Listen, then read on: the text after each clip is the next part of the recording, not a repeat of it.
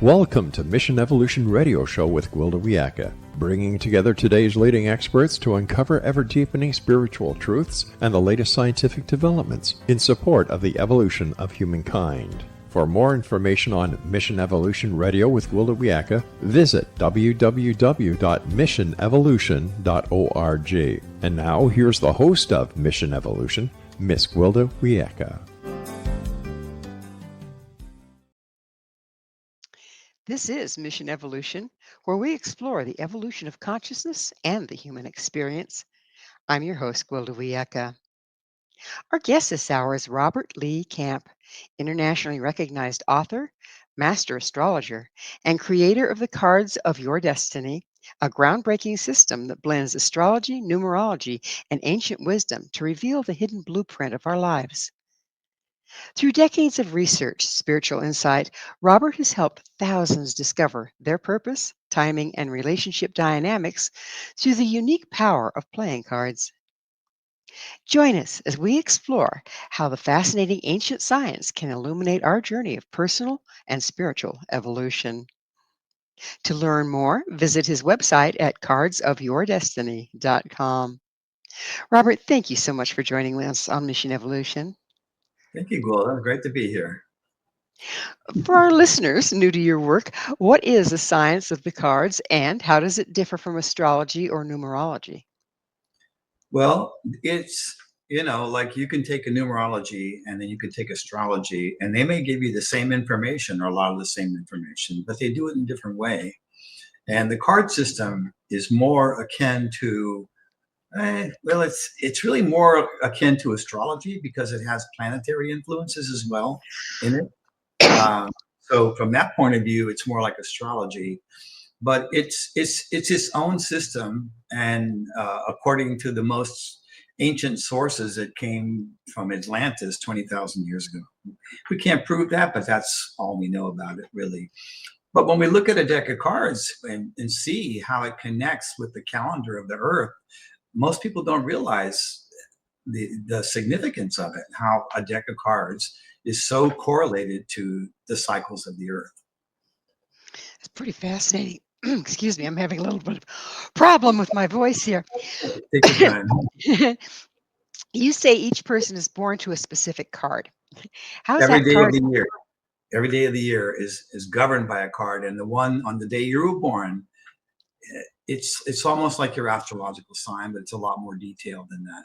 It's a lot more detailed than just your astrological sign. Yeah, it tells a lot about you. So, from all the different angles that you're coming at, it's almost like triangulation, isn't it? Where you get information from lots of different places and then focus it in on to get a single answer. Yes. So your card happens to be the 7 of clubs. That's your birth card. You have other cards too, because it's a long story, but there's more than one card usually for most people that are significators of who you are. But just looking at the 7 of clubs, the essential nature of that card is spiritual knowledge. Spiritual knowledge. It's funny that you and Rob are both 7 of clubs and you're both doing spiritual knowledge. That's what you're doing. You're taking that to the world, and it's part of my life path too. The 7 of clubs falls in the cards that are considered in my life path. Everybody has a life path. Okay. But the 7 sits right in the center of a suit. If you go from the ace to the king, in the very center is the 7. And the 7 has 1 foot in the mundane world and 1 foot in the spiritual realm. So they bring the spiritual into the mundane. That's the highest offering of a 7 of clubs. The highest expression is to bring one who brings spiritual knowledge to the world, from the spiritual into the mundane world. See? And when you're a 7, though, there's always a challenge to every card too. So the challenge of a 7 is sometimes they're just totally enlightened, like they feel so enlightened, they're just connected to the universe, like on the spiritual level. And the other times they get dragged down by the mundane world. They feel down or depressed sometimes at time to time. They can be very critical. Sometimes, kind of, That's my card too. I have the same quality.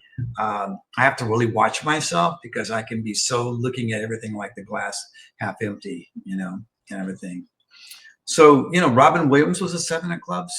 All 7 of clubs people have like a gift, a mental gift, like they have a connection to this other realm,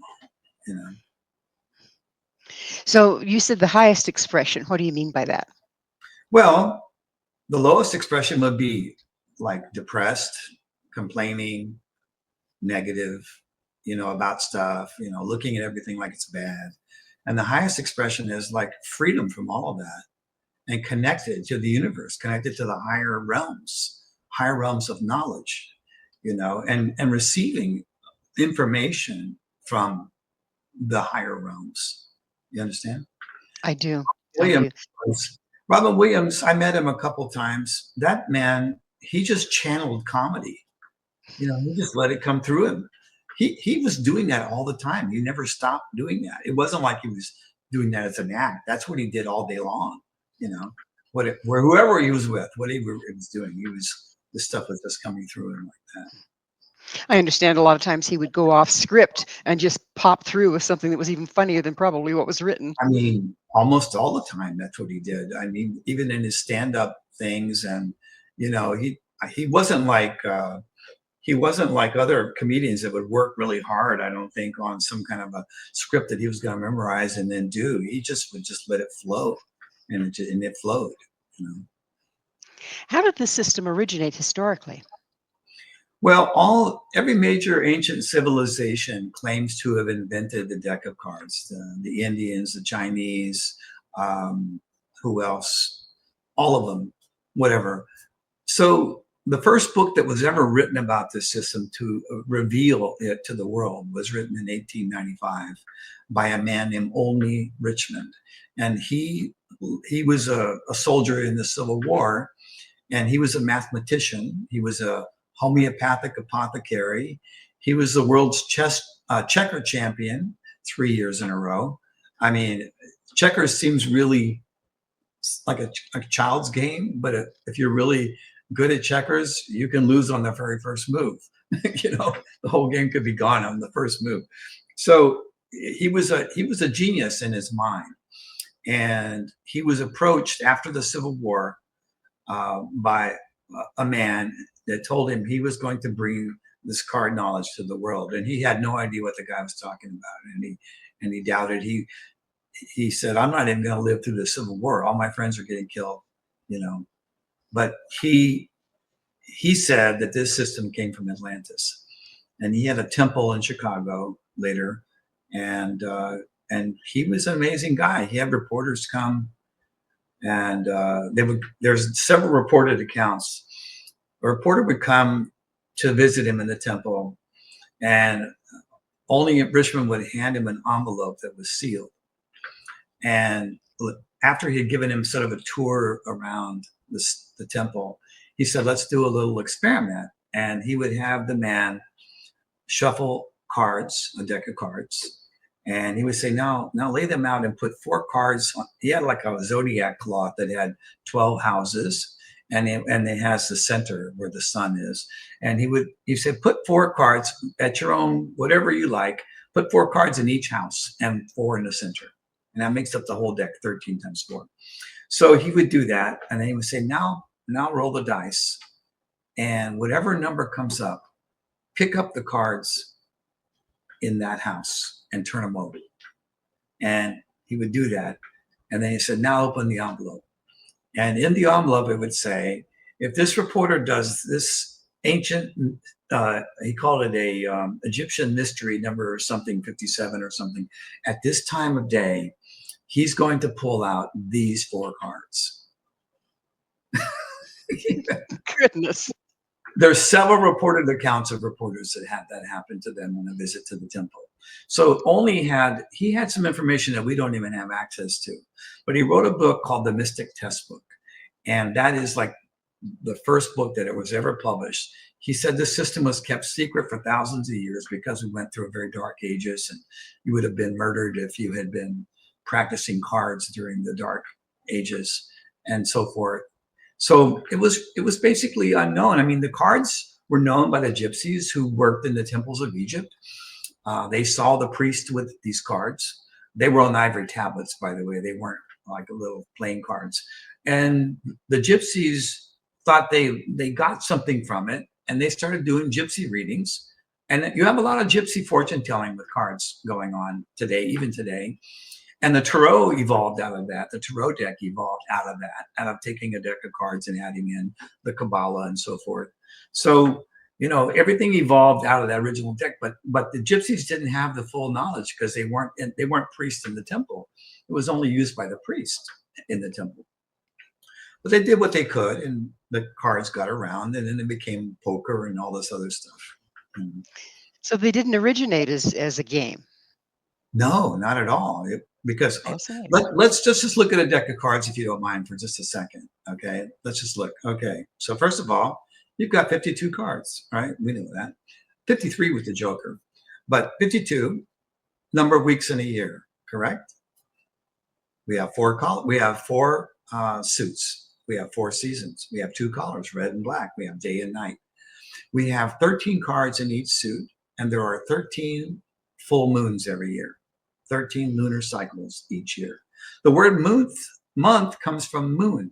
It really should be moon, and there should be 13 months in a year, honestly. I mean, that's what it was originally made from. So then we take all the cards in the deck and add up the number on the card, where an ace is a 1, 2, 3, 4 to 10, jack is 11, queens are 12, kings are 13. And you add up all the numbers of all the 4 suits, and you get exactly 365. No other card deck does that, only the original deck. And this is what people don't realize. They don't realize it's been right in front of them this whole time. It sounds like it's Earth and stellar based then. Yes, it is. And the way the system works is it divides up the year, like your personal year. It divides up your year starting on your birthday into 7 periods, each 52 days long. Okay. And each one is named after a planet. First is Mercury, Venus, Mars, Jupiter, Saturn, Uranus, and Neptune. These 7 periods and there's cards in each of these periods. This is all done mathematically, by the way. There's nothing random about it. There's no shuffling and laying them out.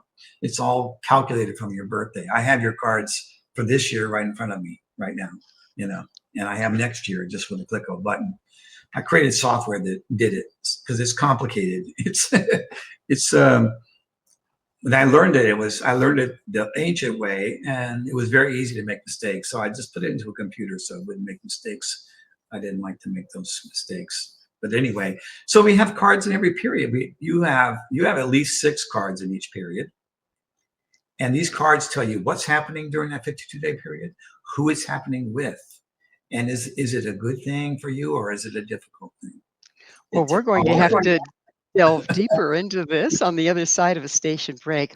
Robert and I will return very shortly, so don't go away. This is Mission Evolution, www.missionevolution.org.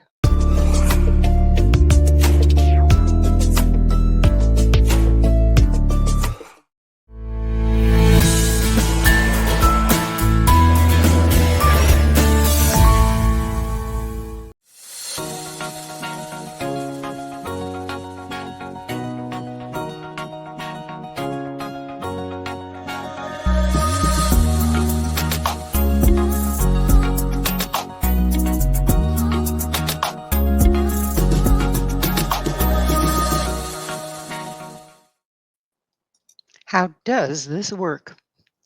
With us this hour discussing cards of your destiny is Robert Lee Camp. Robert, continue. You were giving an example of how it works. Yes. So let's see. I think I tried this before. I couldn't share just a part of my screen. I wanted me to share the whole screen, but my screen is way too big to share. But I have a software program that could see all the cards laid out. Okay. But so on your birthday, you start a new year and you enter the Mercury period. During the Mercury period, you're in the Neptune period right now, the last period of the year. But on your birthday here in a week or so, well, actually yeah, even less than a week, you're going to start a whole new year. Okay.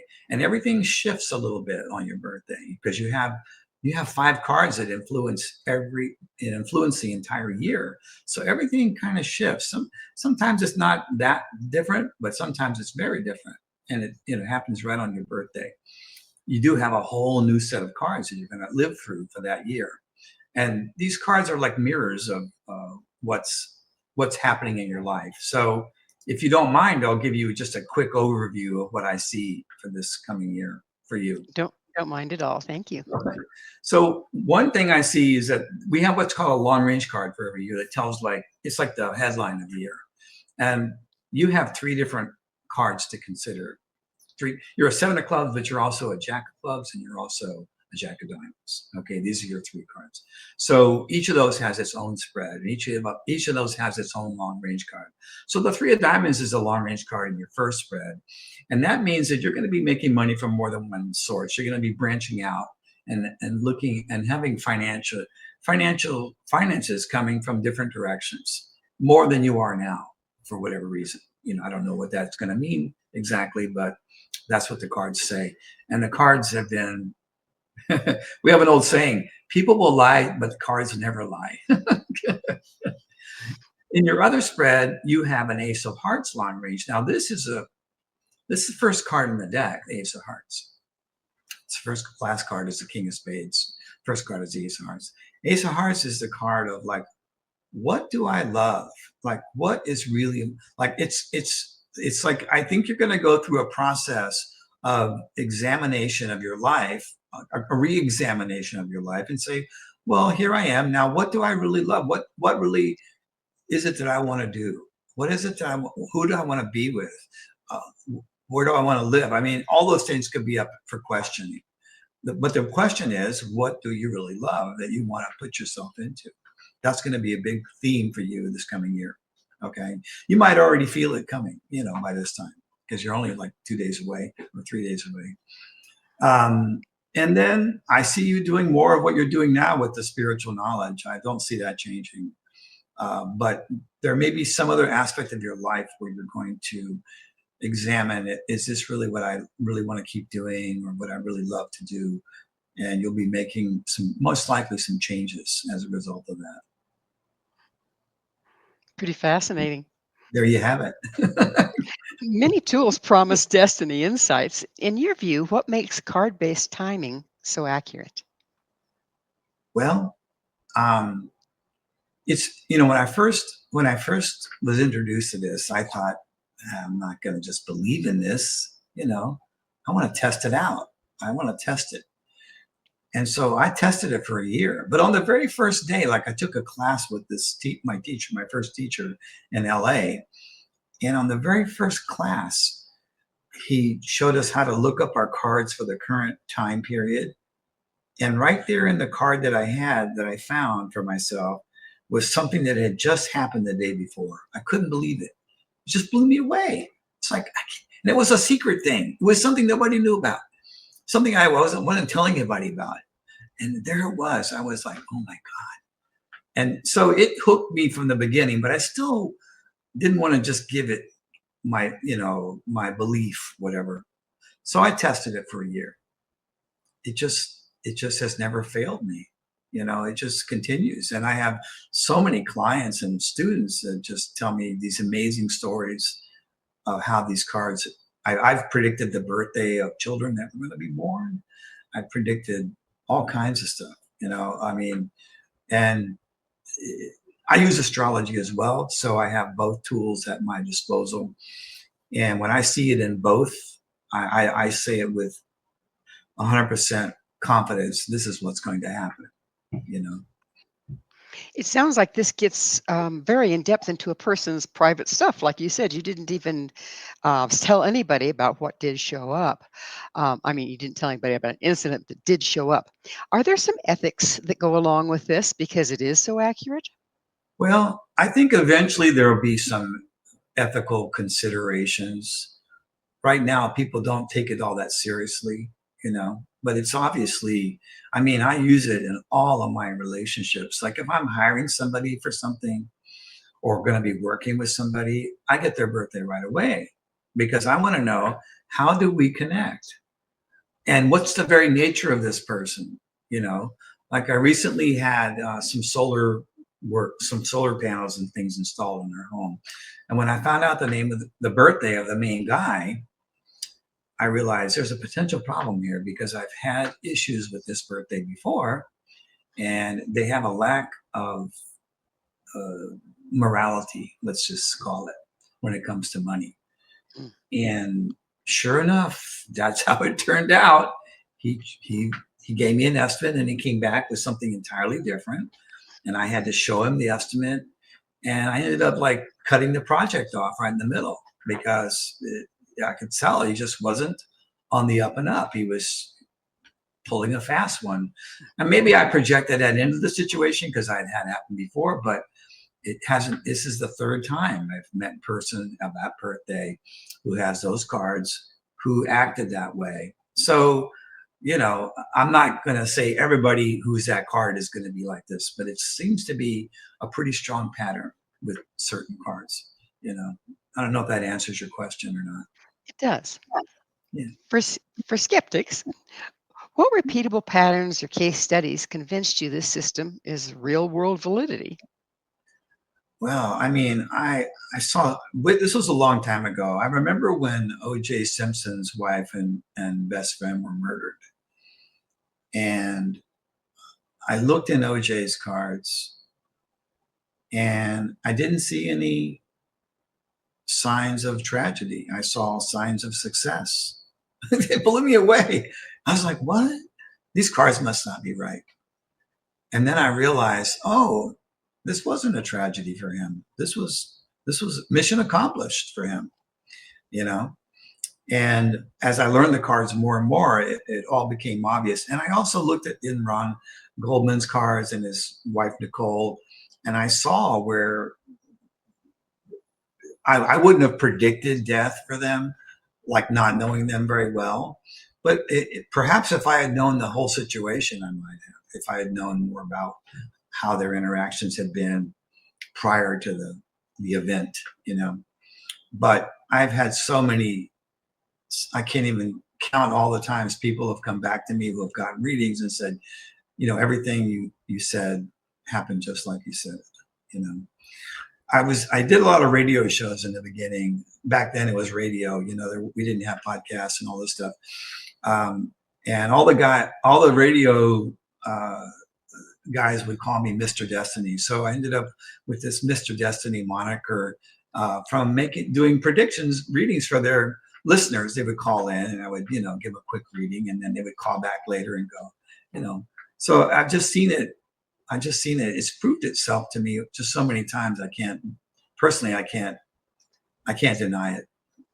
And I think if you understood how the system actually originates, how it is actually formed, how these yearly spreads come to be, which is a mathematical process, but not like a regular math process, but more like a spiritual math process, even though it is mathematical. Once a person kind of gets into it and looks at it deeper, it instills a sense of like it's really connected to this world that we live in. It's super connected to the life that we live here. You know? That's how I see it now. How can listeners start using their birth card and planetary ruling card in daily decision making? Well, there are actually even cards for every day, and they can go to my website and find out what their birth card is, what their card for this year is, the main card, what the card for this planetary period is, and the card for this day for free. It's right there on the front page of cardsofyourdestiny.com. Now, as soon as if they want to get into it, I have two books. One is called The Cards of Your Destiny. That's available on Amazon, and it's in some bookstores or through our website. And then there's another book called Love Cards. And Love Cards tells you all about your personality of your birthday and your relationship karma. And it tells you how to do a relationship reading with other people that you're involved with. So you find out what the connections are and what that really means, what's going on with you in your relationship. Do the cards carry, they seem so complex and coming from so many different angles. Can you also use those cards to decide where to live? Or, say, for instance, can you use those cards on a company versus an individual? We've used the cards on companies, individuals. Um, what was the first one you mentioned? The first one was, I know astrologically you could do a reading and figure out where's the best place for you to be on the planet right now. Yeah, well, I use astrology for that. I use astrocartography for that one. Now there is like, okay, you can take like every state has a birthday and every town has a birthday, like a date of incorporation or, so you can get the card of a place and see if you're compatible with that card. And some people swear by that. I haven't used that as much as I use astrocartography. Astrocartography has been so accurate for me. I just, don't even need another one to do. But there was a whole book written about using the cards for location where you would live, knowing the card of the place. So, say for instance, I'm going to start a business. Before I initiate it, if Oh, I look, if I look up various dates, there are days can that are way choose. better. There are days that are way better for business. So every card in the deck has a certain karma with regards to relationship, business, and health. Okay, every card. So there are certain cards that have really good money karma. Okay, so you want to have your business on one of these cards. Start your business on one of these days that is ruled by that card, because it's going to be way better. It's just going to be better. The birthday of your business is an entity, just like the birthday of a country or a birthday of a state or a city. It's going to be the birthday of this entity, which is your business, and you want to have one that's a powerful moneymaker if you can. And I've answered that question so many times for people, and there's a couple, that I could tell you now, but it wouldn't really help you because you don't even know what days match which cards and all that stuff, so, but it's easy to find out. How do compatibility readings with the cards illuminate strengths and friction points in relationship? Well, the cards are the basic way cards are arranged. I don't know if you can see this. This is what we call the grand solar spreads. Everything comes from here, and I'm just showing you briefly so you get an idea. But every Well, every two cards. hang on to that because we're going to have to take a station break and we'll look Okay, at it good enough. on Good the enough. other side. Robert and I will be right back to continue our discussion. So you stay right there. This is Mission Evolution, www.missionevolution.org.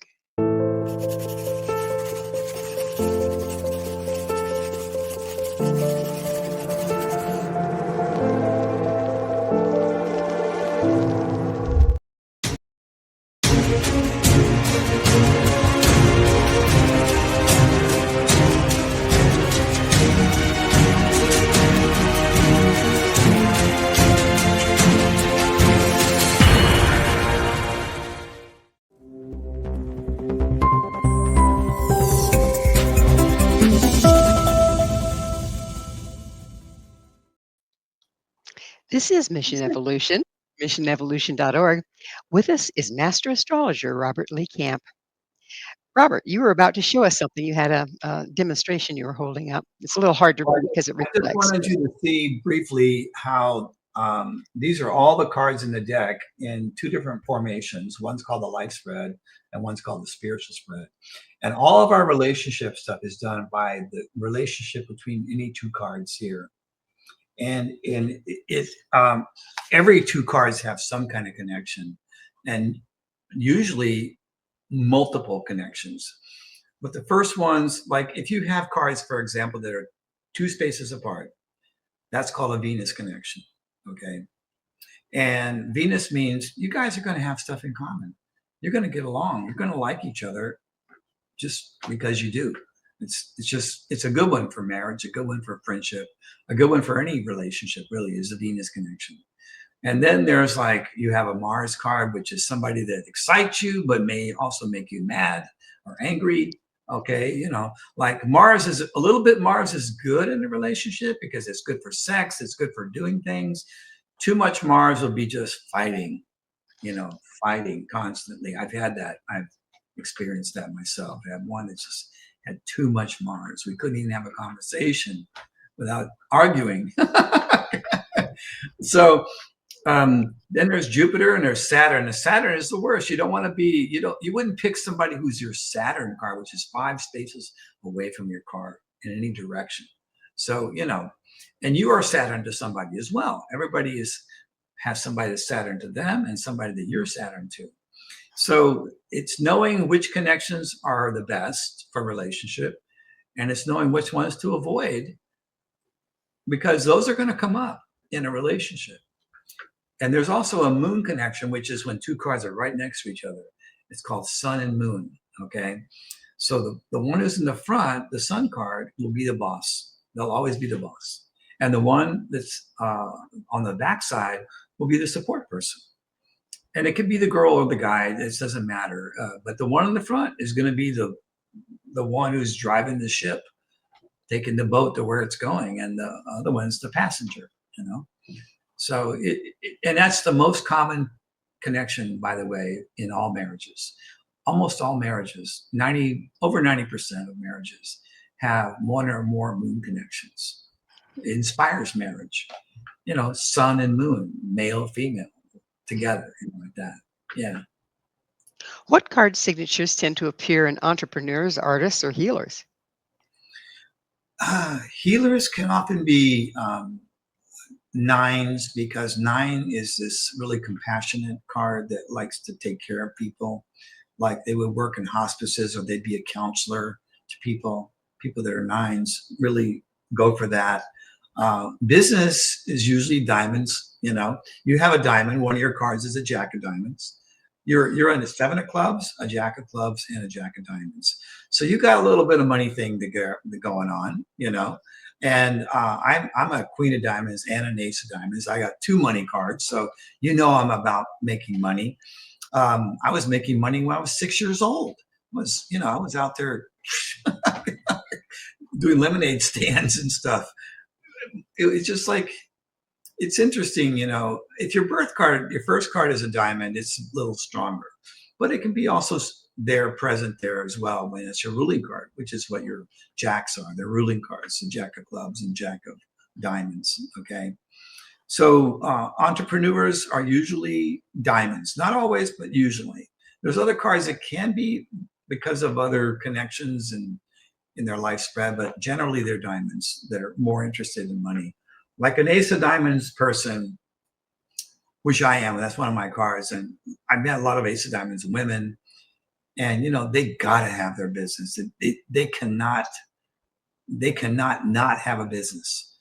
They have to have a career. They have to be making money. They have to be proving to themselves and the world that they're valuable, that they have value by how much money they make. It's so obvious with them. And there's 12 birthdays of that card. So there's a lot of them out there. A lot of them. Anyway, does that answer it? I'm not sure if I answered it. Yeah, you did. Mm-hmm. Yeah, it's not here. You're a 7. That's just 7 and 9 are the 2 spiritual numbers. So anybody who's a 7 or 9 can be very spiritual. Einstein was a 9 of diamonds and a 2 of spades. So he was very psychic. By the way, the 9s are very psychic. So he was very psychic, but he was also, that 2 of spades is such a strong mental card, real, like a genius kind of card. So he was a genius that also had this other side where he was connected to the unseen realms, like 7 of clubs, like yours, but that 2 of spades allowed him to put that into writing and to bring that out to the world, so it's very fascinating when you get into it. How do you counsel someone whose spread shows challenging cards without instilling fear?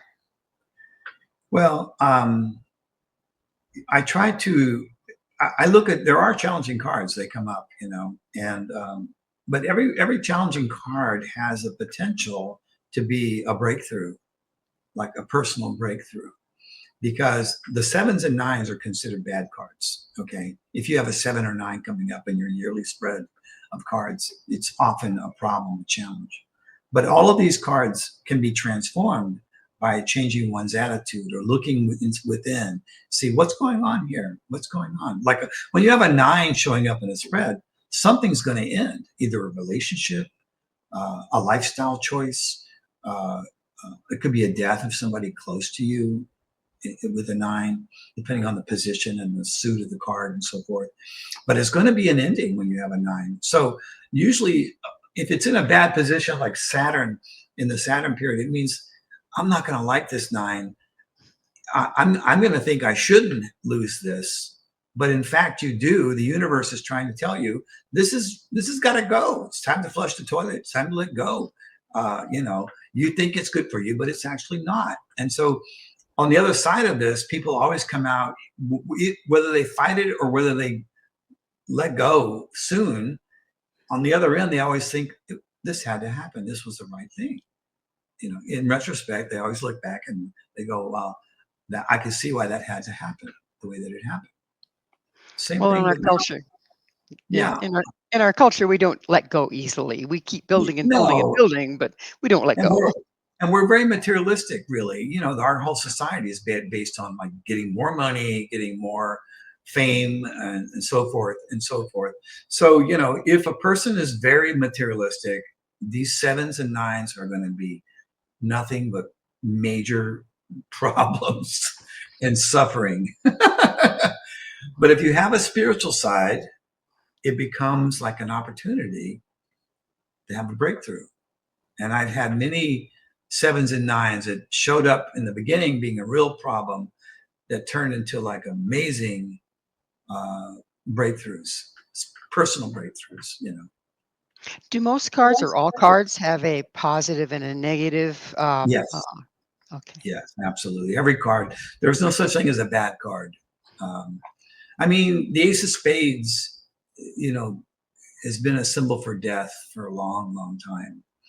I don't know if you've seen, but like there's pictures of people that were murdered by the mafia, and there'll be an Ace of Spades thrown on their chest, and there's just so many examples of that.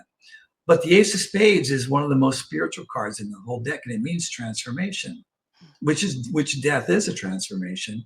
But people don't realize that it has this other meaning of spiritual transformation, and it actually, the Ace of Spades is the card that represents this entire system. It is the card that is the symbol for the order of the Magi, who are the ones that kept this knowledge alive for centuries.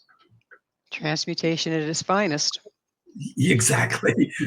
Whether you like it or not, and some cards are very resistant to change, and they have a hard time when the time comes to let go or to shift, but other cards don't. It just varies. It's all very unique to each person. Where do you believe personal choice fits in within card indicated cycles? Well, some of the things that happen are destined to happen because they're karmic. They occurred because of something that happened in the past, which had to be worked out in the future. Like if you kick a ball, if you see a ball rolling, somebody kicked it, right? So like a lot of the karma that we experience in our lifetime, it comes from past lives and from earlier in our life, in this lifetime, mostly from past life. In astrology, when I read an astrology chart, I'm reading a blueprint of a person's past life karma that's coming to fruition in this lifetime. That's what it is. And a friend of mine called it spiritual DNA, and astrology and the cards are like so tight together. And so, most of what happens to us, especially early in our life, is karmic. So where the choice comes in is how do we deal with it when it comes up? What do we do with it? And a lot of it's good karma too. I tell people this a lot. If you look at the best things in life that happened to you, like opportunities that arose and things and how you chose the career you're in, you'll realize that you had nothing to do with it. These things just happened to you. They were good things that came to you because they were your destiny. They were karma from past life. So a lot of karma is from doing good deeds. And then there's other karma from not being aware of how we hurt other people that comes into play. And we have to be on the other end of that to see what it's like to get the whole picture, you know. It sounds like the cards let you know what the wave is, but how you surf it is up to you. Yeah, exactly. This, like, an event's going to happen. Um, with some of these events are not going to be welcome because, you know, we want everything to go our way. And life doesn't work that way. You know, so all this stuff's going to happen that we don't like, and we're going to whatever bitch and complain, or we're going to like look at it as, why am I fighting against reality? You know, maybe I can, because a 7 and 9 can bring the most profound spiritual experiences in life, you know. And I know you as a 7 of clubs, I know you've had some of those. You have to. You can't be a 7 without having had these, or a 9 for that matter. Okay, you have to. So you understand what I'm talking about. I do. Are there evolutionary themes, such as the way the cards point to soul growth across a lifetime? Well, you know, evolutionary growth, in my opinion, is really very personal for each individual. You know, so like you could find 100 people of the same birthday, and they're going to play those cards out a little differently. They're not all of them are going to be spiritually oriented. Some of them may be. Some of them may become enlightened before they're 20 years old. You know, because they're past life karma, but they are this card. You know, I mean, I have met a few enlightened people in my lifetime, and sometimes they're a card that you wouldn't even consider would be enlightened. It's like, you know, but they're an enlightened version of this card. They're not, their ego is gone. There's no ego. There's no negativity at all in these people that I've met. And yet they're a card that usually is like problem making card, you know? Well, It's it's very time for us to take another station break. Please stay with us as Robert and I continue to explore discovering your destiny.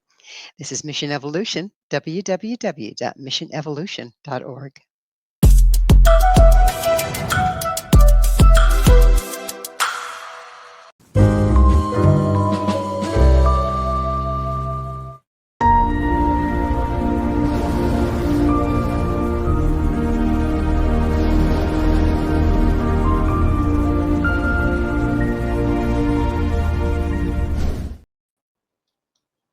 What if I'm a newbie? This is Mission Evolution, missionevolution.org. We're continuing our discussion with author Robert Lee Camp. His website, cardsofyourdestiny.com. So, what are a few practical do's and don'ts for beginners pulling their first spreads? well, you know, my book, The Cards of Your Destiny, tells you how to do your own yearly readings, or readings for anybody else for that matter. And there's about 25 to 30 pages of instruction that leads you through doing the first reading. And, you know, one has to be patient enough to read those 25 pages. Okay. Some people open up the book and they see all these spreads and they go, oh my God, this is too complicated. I can't do Exactly. this. You know, instead of just reading the instructions, because all this information is necessary, these spreads are necessary because it has everyone's life to age 100 in the book. There's about, you know, 50 or 100 pages of just these spreads. But it's not that complicated if you just take it step by step and go into it. So I always recommend the book because there's no online course that teaches you from the very beginning, and you need to have those access to those spreads in order to do the reading. You have to be able to look them up and see, you know, oh, what do I have? Where am I? I'm in my Mars period right now, and these are the cards. And then the book tells you what those cards mean in the Mars period, in every period. So there's a lot of interpretation of the cards in there. There's some basic instructions, and once you get into it, you can go. I've had people go right into doing readings, you know, for other people right away. You know, it's actually the easiest of all the systems to learn, I think, in my opinion. It takes longer to master it, but you can get valuable information from it right away, like within an hour of picking up the book and reading it. Yeah. Or the Have you love seen, part of the book. Sorry, I didn't mean to interrupt. Go ahead. that's okay. Have you seen the cards help resolving long-standing patterns such as health, finances, or relationships? Yes. Well, you know, there are certain birthdays that are born with a lifetime of health challenges, and we know those. We know what they are. We know which ones could possibly have that issue. Um, and it turns out that a lot of them do. Not every single one, but most of them do. You know, there's certain birthdays, and if they were to look at the card and they would go into that, well, what is it? What is it that I need to learn here? Like, what is it? What is this? Why do I have this existence? And what is it that I can be with and have a breakthrough? I mean, look at Stephen Hawking's. Okay, Stephen Hawking's. He never once complained about his condition, and he was, you know, in the end, he couldn't even move his lips. Was You he a know, 7 or a 9? I forget. I looked him up once. Yeah, I think he was might have been a 7 of spades or a card, because the 7 of spades is usually the card that has challenges on the physical level, whereas the 7 of clubs will have challenges on the mental level, and the 7 of diamonds will have challenges on the financial level, and the 7 of hearts will have challenges on the relationship level. So they are challenging cards, you know. I forget what his. I could look it up, but you know, but when you look at that, you realize that it's possible to have the worst things happen to you and yet not have a negative relationship with it. You know, so that's the challenge, in my opinion. What boundaries do you keep when reading for sensitive topics like illness or loss? Well, I first of all, I don't have any negative. Um, I don't have any negative judgments about anything, pretty much. You know, like I'm not going to say, oh, you know, you're bad or there's something really bad. Like I'll say, this could be a real challenging period for you. It may or may not be, but if it is, it's going to be about this. It's going to be, this is the challenge you're facing with this. Now, I've had some clients that are extremely materialistic, and all they want to know is, am I going to make money? Am I going to get married? Am I going to, you know, whatever? Am I going to travel, buy a house, whatever? And I give them the best I can. You know, I give them the best I can. And I'm honest. I'll say, you know, if I don't see it, I say, I don't see that.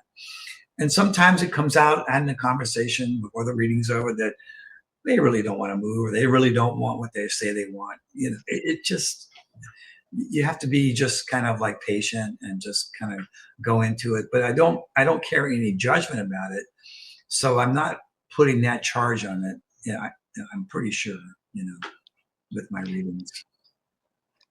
Basically, meeting a person where they're at. Yeah, I want to know where they're at, because, you know, are they materialistic or are they more spiritual? How attached are they to their problems? How attached are they to their negative story about their life? How attached are they to their whatever, their relationship or their money? You know, I want to know where they're coming from, and then I try to sort of ease them into looking at it in a better way, and showing and letting the cards show them a pathway that can lead them out of wherever they are to where they want to be. You know. It's my intention anyway. Which leads me to my next question. How can these cards be used for the evolution of mankind? Sting the musician from the Police. He had a song called "All This Time," and the very last line of the song is, "Men go crazy in congregations; they only get better one by one." So I have not found a way to use the cards to make a prediction about society in general, but I have been able to help a lot of individuals, and that's what I focus on. So any individual, this system is inherently spiritual, but it's whatever the person takes from it. I taught a class once to a group of people in Las Vegas, Nevada. Okay, all they wanted to know was, guess what? how can we use these cards to win at gambling? For the lottery, yeah. And you know what? Most of them moved there for that very reason. And these were quasi-spiritual people. Okay, they were spiritual and they were gamblers. And I was like, this is so crazy. I thought it was just crazy. How, as a divinational tool, how accurate can they be? It's mind-blowing, actually. Because you can take the book, The Cards of Your Destiny, you look in your past, you can say, okay, I got married when I was 28 or whatever. And you can go back and look and see if that card was there. You can test it. Yeah. How do you go back and look? Well, it has your whole life in the book from birth till age 100. So you just Every go back year. to the particular Yeah, layout or just go whatever back to for that that year. year. It's done by age, like the first year of life is age 0, then age 1 is your second year of life, and so forth. So if you know your age, you can go back and look, and you can even look at the very time period, what period you were in, which one of your planetary periods you were in at that time, and you can look at those cards and the cards for the year and say, well, does that match what happened to me? And you'll find it. I guarantee you'll find it. Can the cards tell you when you're going to die? I looked for myself, and I was told by my first card teacher never to predict anyone's death, and because it creates karma. Like if I gave you a reading and I told you 5 things or 4 things that were so right on, and then I told you you're going to die, you're going to believe me. That's a heavy burden. I would never do that. I would never. So I never do. Now I've had a lot of clients who come to me like, when is my dad or my mom going to die? Sometimes they're waiting for money. I mean, I've seen the best and worst of people in my practice, So, or they just want to know. They're just concerned, and sometimes you can see it. And I will say there's a possibility with this, whatever like that. But I never say definitely that someone's going to die because I don't really know. Honestly, I don't know. Do you feel like by giving a date, then they can make it happen because they believe it's going to happen? Perhaps, but I never tell them this is going to happen. I say, there's a possibility here. I mean, I've seen my best friend growing up, him and his siblings couldn't wait for their mom to die. They were so mean to her. I couldn't believe it. It seemed to be really cruel to me when she got really ill, how the way they treated her. And I just couldn't believe people did that. It just amazed me, how that happened. So it's all very individual. And of course, by now there's just any possibility of anything in this world. It's especially lately, it's a madhouse. These are indeed wild times, aren't they? Yeah, 3-ring circus. And we know who the jokers are. Exactly. By the way, December 31st is a Joker card. And that's one birthday that we cannot read in this system. You cannot read Jokers. They're like the enigma of the whole system. Because a Joker can be any card in the deck at any moment, and they can change. Anthony Hopkins, Val Kilmer, who else? There's several amazing actors that are Jokers. They can become that character so well. Charlatans, basically. Yeah, they can. Chameleons, I guess is what I meant to say. Chameleon, that's yes. Yeah, chameleon, that's better. A little more positive. If a listener wants to go deeper, which foundational resources that you offer, which would you start with? Well, I would get the Love Cards and Cards of Your Destiny books first off. Start there, and then I have a lot of courses on my website, recorded classes. If you need help getting deeper into it, we take people all the way from a beginner to being a professional reader.